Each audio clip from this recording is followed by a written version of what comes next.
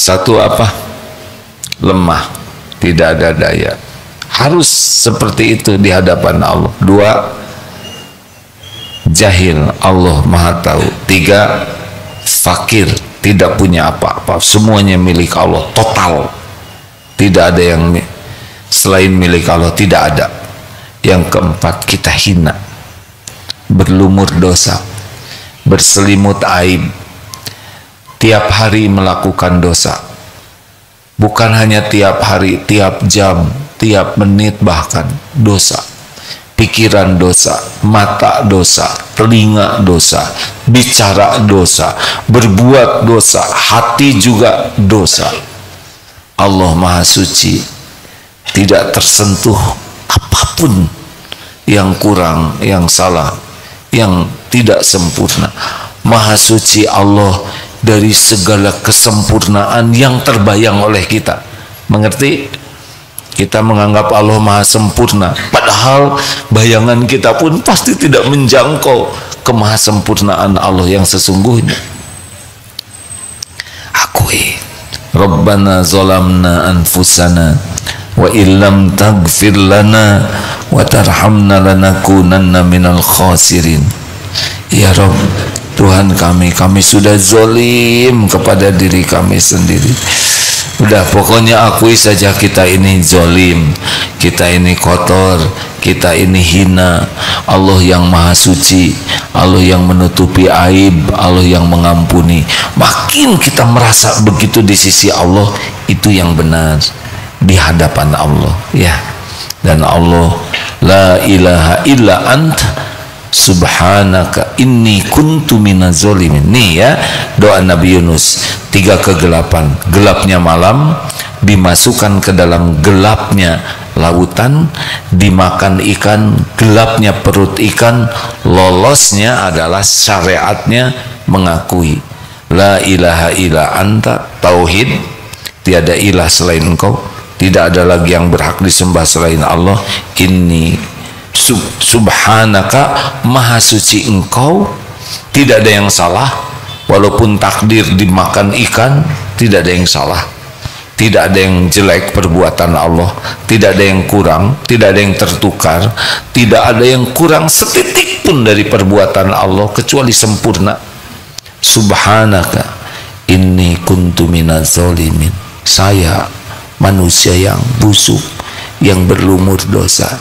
Itu Nabi ditegur oleh Allah karena jengkel ketika dakwah ke umatnya tidak nurut. Ditegurnya dimakan ikan. 3 kegelapan, malam hari dikecemplungkan ke laut, dimakan ikan. Lolos ketika tauhidnya mantap. Ngaku manusia zalim dan yakin Allah Maha Suci. Dulu guru pernah menyampaikan, kalau ingin doanya mustajab, akui kita ini tidak ada apa-apanya sama sekali di hadapan Allah. Allah lah segala-galanya, tidak ada selain Allah. Yang 4 tadi, lemah, tiada daya, Allah yang Maha Kuasa. Jahil, Allah yang Maha Tahu. Fakir, Allah yang memiliki segalanya. Kita hina, Allah yang Maha Suci dan Maha Pengampun. Kalau itu selalu ada pada diri kita, insya Allah doa kita lebih mustajab. Jangan nyebut-nyebut merasa sudah beramal, tapi kan ada tawasul dengan amal yang masuk ke gua bertiga, lalu batunya menutup gua sehingga tidak bisa keluar. Lalu tawasul dengan amal, kekuatannya di mana? Ikhlasnya. Jadi beramal itu baru dicatatkan bertenaga amalnya kalau ikhlas. Jadi nyebut amal itu bukan ke orang tapi kepada Allah. Yang air susu untuk orang tuanya sampai, tapi orang tuanya tertidur, anaknya ingin minum, tetap saja dijaga susu itu. supaya ibunya nanti bangun bisa minum air susu. Saya lakukan ini karena engkau, sekiranya engkau ridho. Bergeser. Ada yang mau tergelincir tapi tidak jadi berbuat maksiat. Saya lakukan karena engkau. Mau maksiat tidak jadi, itu ternyata amal yang disukai Allah itu, karena takut kepada Allah. Itu juga bisa jadi amal yang mendatangkan pertolongan Allah. Lalu yang ketiga itu kalau tidak salah yang pengusaha itu ya, benar kan, yang gajinya itu kan, gajinya mau diberikan ternyata orangnya tidak ada, lalu digolangkan sampai besar udah untung banyak, datang itu karyawannya diberikan semua modal berikut keuntungannya. Saya lakukan karena engkau ya Allah. Kita mau tawasul amal yang mana? Udah amalnya jelek, tidak ikhlas.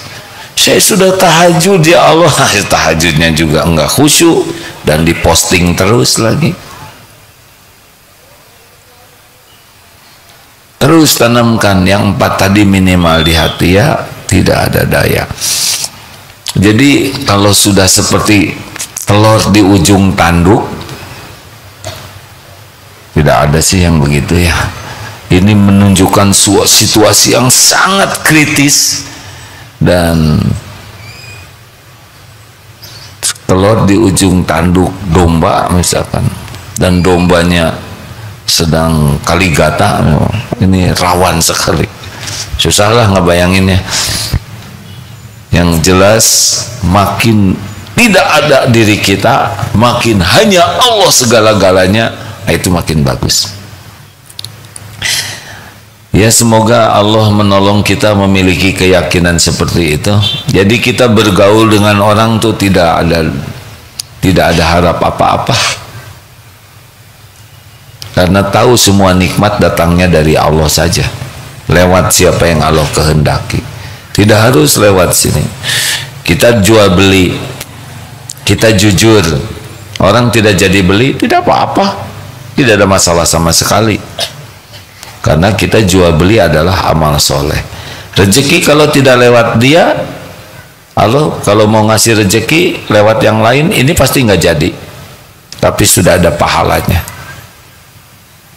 Gitu. Mendidik anak belum bisa balas budi, nggak ada masalah, kita sudah ada pahalanya, ada waktunya.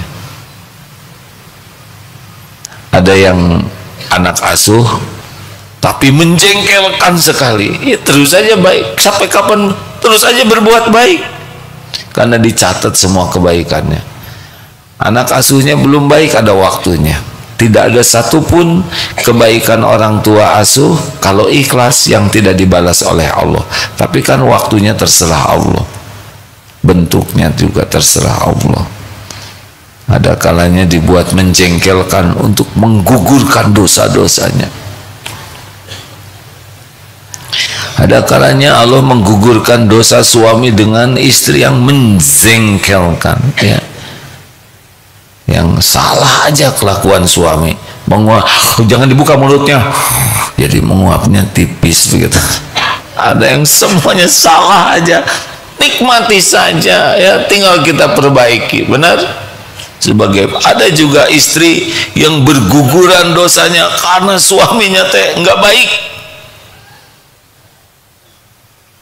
sering berkata tidak enak, yes, terus jalanin, minta tolong terus ke Allah. Allah penguasa takdir ya, ada waktunya, ada waktunya.